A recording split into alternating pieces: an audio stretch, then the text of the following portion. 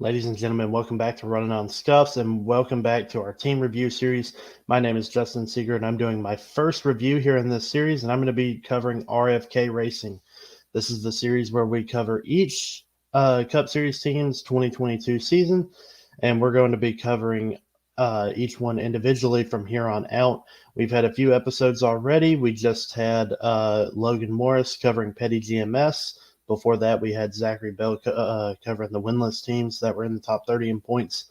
And prior to that, we had Dan doing the part-time teams and Logan doing the sub-30 teams. So be sure to go check all of those out. They're all great. If you want a good review of the seasons, be sure to check them out. But tonight, we're going to be talking about RFK Racing. It was announced back in July of 2021 that Brad Keselowski would be joining Roush Fenway Racing to rebrand as RFK, Roush Fenway Keselowski Racing in 2022.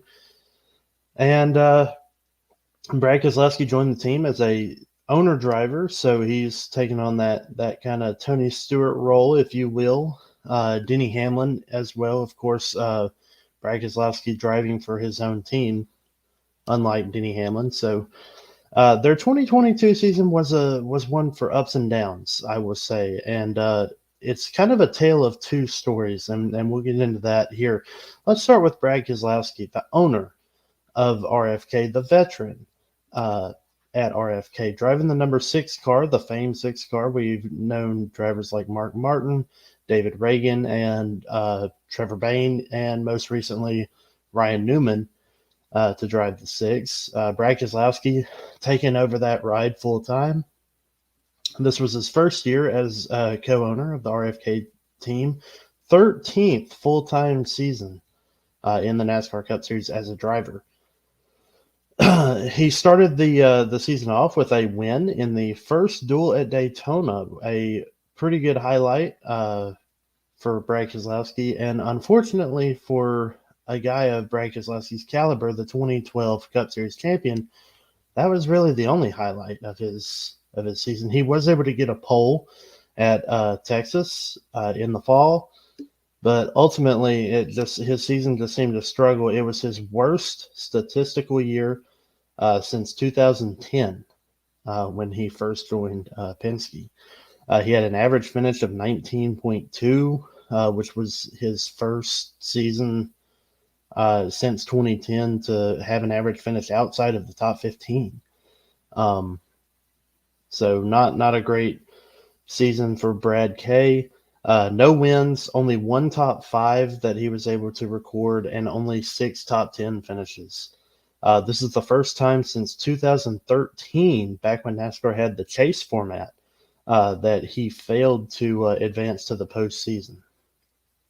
So, and it didn't end well either. He finished the season with a 35th place run at Martinsville and a 36th place at Phoenix. Not the best season for the 2012 champion of Brad K, and I hate it for him. It was his first season as the owner, and I'd be remiss if I didn't mention the massive penalty that hit this team after the first Atlanta race. For unapproved modifications to a single source part, which with the new next gen car, we're not allowed to mess with those parts. Loss of 100 driver and owner points, 10 playoff points, which they didn't end up making the playoffs anyway. Crew chief Matt McCall was fined $100,000 and suspended for 4 races on that. So really, I think Brad Keselowski's team was the victim of NASCAR trying to prove a point here. They said their penalties were going to be a lot stricter this year, and I think that was kind of what ended up hurting Brad Keselowski, because they were really the first team to mess with this, and they got hit with a pretty harsh penalty because of it. So unfortunate for Brad K. Certainly not the season as a driver that he would like to have, and probably not as an owner either. However, RFK did have a shining light, and it was the 17 car driven by Chris Buescher. Chris Buescher was in his 7th full-time Cup Series season, He won the second duel at Daytona, so RFK was able to sweep the duels at Daytona. Not points-paying races, but it's still really cool to be able to say that, to kick the season off like that. Chris Buescher's highlight came with a win in the Bristol night race. He was one of the 3 non-playoff drivers to sweep the round of 16. So really good opportunity for him. And he had a really good run at Sonoma. A lot of people remember Sonoma as Daniel Suarez's first career win. But Chris Buescher was running pretty well in that race, and he even had a shot to win throughout the majority there at Sonoma, and he was able to come away second. So a career year for Chris Buescher.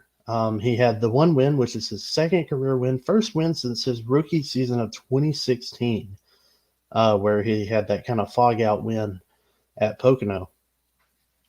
3 top 5 finishes, 10 top 10s, an average finish of 17.9, which is a little bit lower than last year. He had a 17.3 in 2021, but overall, a career year for Chris Buescher. Chris Buescher, if he had any low light, it was missing the Gateway race, Worldwide Technology race. Due to COVID protocol, where Zane Smith, Truck Series champion in 2022, filled in for Buescher and was able to drive the 17 car to a 17th place finish. So pretty good for Zane Smith. But Chris Buescher, again, he had a career year, and I think Chris Buescher really had something that he can build on, and that's what I wanted to point out for their 2023 moving forward. The team's still going to be the same. Brad Keselowski, Chris Buescher, both going to be in the 6 and the 7 team respectively. I think this was a learning year for RFK. I think this was a building year for them. Brad Keselowski coming in, he changed a lot of things.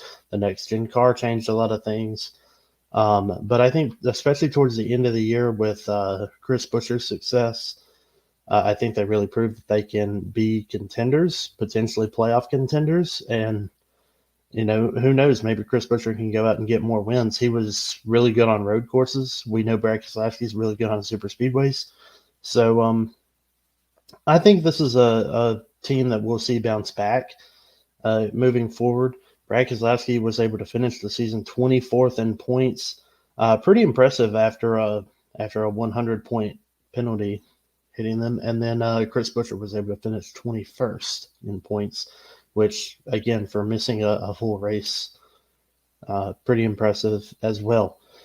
So we will continue looking for them in 2023, and we hope RFK bounces back, and we just want as much competitiveness as we can.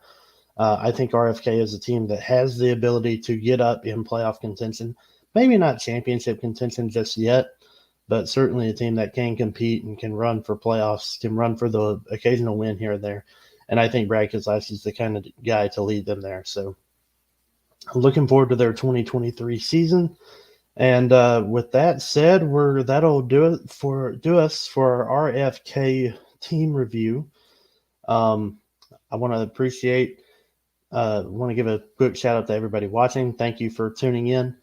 Be sure to like if you're not already following our Facebook page. Be sure to do so. If you're watching us on YouTube, be sure to like, comment, and subscribe. Hit the notification bell down below. And I want to end this with a little bit of an announcement here.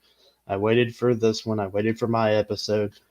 The first annual Scuffy Awards. That's going to be an awards style show that we do. It's going to be live. It's going to be Monday, November 28th, and we're going to go through a select number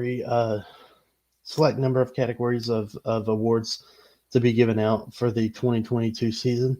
And the best part about that is you guys, the viewers, you guys get to vote. You guys are going to be in charge of the voting. The winners of these categories are strictly up to you. So be sure to get on our Facebook page. That voting begins tomorrow. So be sure to get in there, vote, share it with your friends, tell them to vote. Get it, share it as much as you want. And again, we will be announcing the winners of all the Scuffies on November 28th of here in just about a week and a half or so. So be sure to be on the lookout for that. We look forward to seeing each of you, and be sure to tune into our next team review, which is going to be in 2 days. So be on the lookout for that. With that being said, my name is Justin Seeger, and I'm here with Runnin On Scuffs.